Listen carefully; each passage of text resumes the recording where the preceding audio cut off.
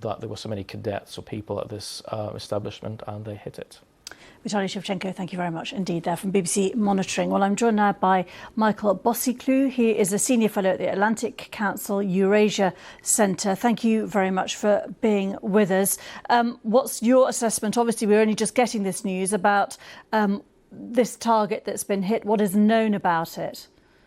Sure. Well, I've been monitoring the Ukrainian Telegram channels. The latest figures are at least 41 dead and at least 180 injured. If you look at the video and the images coming out, of course, these are unverified, but nonetheless, they're as apocalyptic as the images that came out of Kharkiv just 2 or 3 days ago.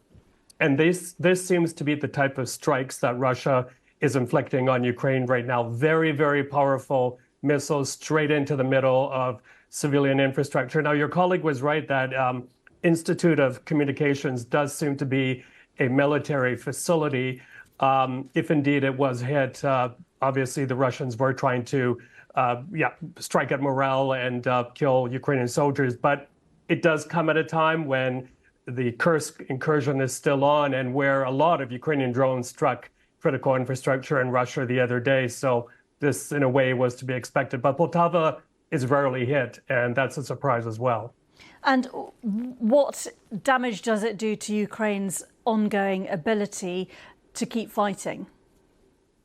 Well, I think this will heighten the calls out of Kyiv for more air defense systems, but even more so for Ukrainians to have the permission to use British missiles, U.S. missiles to strike deeper into the heart of Russia, to strike exactly at these military airfields where these missiles are coming from.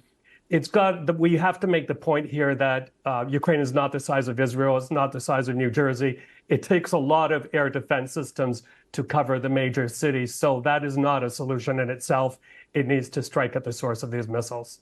And in terms of, again, the strategy of Moscow, given the previous attack, what would you say this tells us?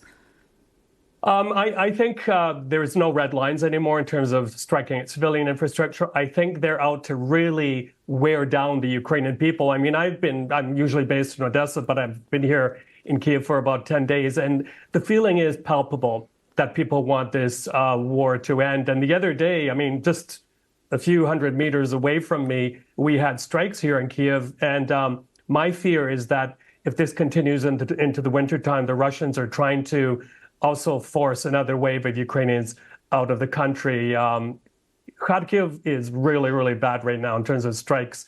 Friends of mine there are thinking of leaving. Those who have returned, they're thinking of leaving. So I think that's part of the Russian strategy, just to wear people down and force them out of the country for safer ground.